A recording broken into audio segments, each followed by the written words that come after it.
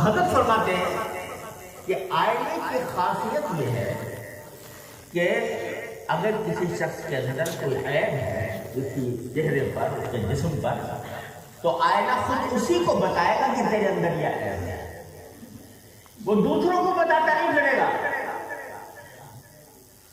دوسروں کو بتاتا نہیں پھرے گا، جو سامنے کھڑا ہے اسی کو بتائے گا کہ تیرے اندر یہ عیب ہے، اور وہ وہاں سے ہٹ گیا تو وہ کسی دوسرے کو نہیں بتائے گا کہ فلاں میں کیا ہے۔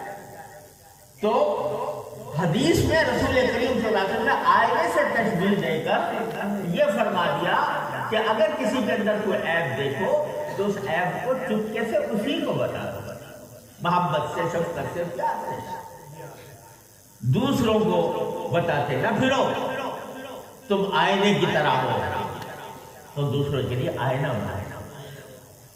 تو سب سے پہلی جو صفت ہمیں سکھائی گئی وہ ہے یہ مفقود ہوتی جا رہی ہے، یعنی جب راہ یہ کہ اگر کسی کو غلط راستے پر دیکھا تو ہمارے دل میں اضطراب پیدا ہو جائے، ایک بے چینی پیدا ہو جائے، ایسی بے چینی پیدا ہو جائے کہ کسی طرح یہ راہ راست پر آ جائے۔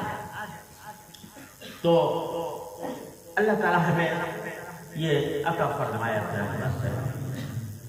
ایک بات تو یہ میں عرض کرنا چاہ رہا تھا، دوسری یہ کہ آج ہم لوگوں کی حاضری کا ایک بنیادی مقصد شاید آپ حضرات کے علم میں آیا ہو، یہ تھا کہ تبلیغی جماعت ماشاءاللہ اللہ تعالیٰ کے فضل و کرم سے اس نے اللہ نے بہت اس سے کام لیا، ساری دنیا کے اندر اس کا فیض پھیلا، اور یہ حضرت مولانا الیاس صاحب رحمۃ اللہ علیہ کی سینے کی آگ ہے جس کا نور چاروں طرف پھیلا ہوا ہے۔ دشمنوں کی سازشیں ہمیشہ ان مراکز پر مرکوز ہوتی ہیں جن سے امت اسلامیہ کو فائدہ ہوا ہے۔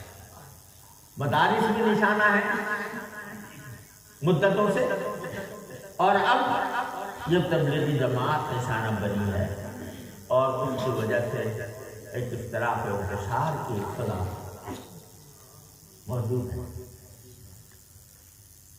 اس بحث میں پڑھنا بالکل فضول ہے کہ کون حق پر ہے کون ناحق پر ہے، لیکن کوشش اس بات کی جا رہی ہے کہ اللہ تبارک و تعالیٰ دلوں کو جوڑ، اللہ تبارک و تعالیٰ دونوں میں اتحاد و اتفاق پیدا کرنا، وحدت پیدا کرنا، امت بٹنے سے بچے۔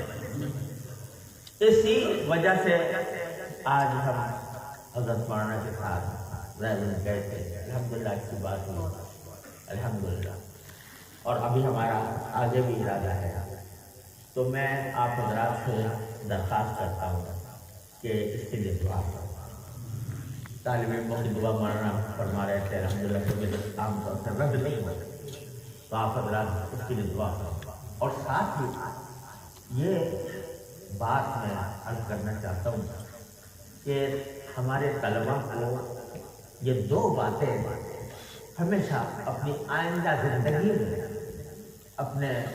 زندگی میں ہمیشہ پیش نظر رکھی جائے۔ ایک رحم، الراحمون یرحمہم الرحمن، ساری مخلوق سے خدا تعالیٰ کرے۔ دوسرا مسلمانوں کا اتحاد، مسلمانوں کی لڑائی کو، مسلمانوں کے درمیان چپکش کو، مسلمانوں کے افتراق کو کبھی کسی قیمت پر برداشت نہ کیا، اس کو اپنی زندگی کا مشن بنایا۔ الحمدللہ جامعہ اشرفیہ حضرت والا کے زمانے سے، حضرت مفتی صاحب قدس اللہ تعالیٰ سرنور کے وقت سے، ہم تو بچے تھے لیکن دیکھا کرتے تھے کہ سارے مکاتب الفکر کے لوگ الحمدللہ حاضر ہوتے حضرت کی خدمت اور مل جل کر اجتماعی کاموں کے لیے کوششیں کرتے۔ تو یہ الحمدللہ جامعہ اشرفیہ کا قرہ امتیاز رہا ہے۔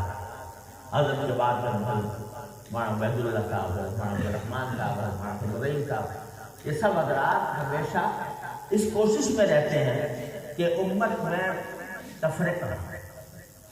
تو آپ حضرات الحمدللہ ہمارے یہاں دارالعلوم میں بھی ہمارے حضرت والد ماجد کے صدقے میں ان کے فیض کی وجہ سے الحمدللہ ہمارا بھی طرز عمل ہمیشہ سے یہ رہا ہے.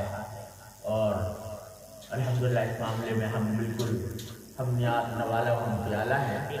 تو اس کو آپ لوگ میں پیغام یہ دینا چاہتا ہوں کہ طلبہ ان دو اصولوں کو اپنا نصب العین بنائیں، رحم اور وحدت، وحدت اسلامیہ.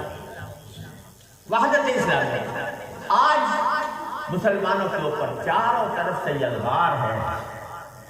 وہ فتنے بہت عظیم ہیں جو ہمارے اوپر سے حملہ آور ہے، اور یہ ہمارے فروعی اختلافات جو ہیں یہ اس کے ان فتنوں کا مقابلہ کرنے کی. اب یہ بتائیے کہ سارے عالم اسلام میں اس وقت ایک عظیم سازشوں کا مرکز عالم اسلام بنا ہوا ہے. ساری دنیا کے بہترین وسائل مسلمانوں کے پاس ہیں الحمدللہ، لیکن غصہ ان کا غصہ صحیح ہے. وہ اس یہ حالت بنی ہوئی ہے، وہ اس وجہ سے کہ اتحاد نہیں، اتفاق نہیں، ذرا سی باتوں پر جھگڑے ہیں. ایک طرف کفر اور الحاد کا سیلاب آ رہا ہے اور ہم اس مسئلے پر ایک دوسرے سے لڑنے کے لیے تیار ہیں کہ حیات النبی ثابت ہے یا ممات النبی ثابت ہے.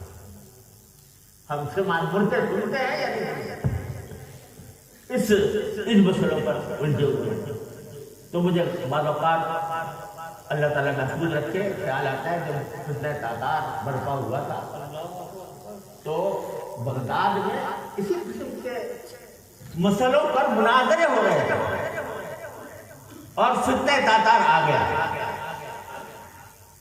وہ کسی شاعر نے کہا ہے کہ جب چلی بغداد میں تاتار کی تغینیاں، مفتیان شرع میں جاری تھی جنگ کلام.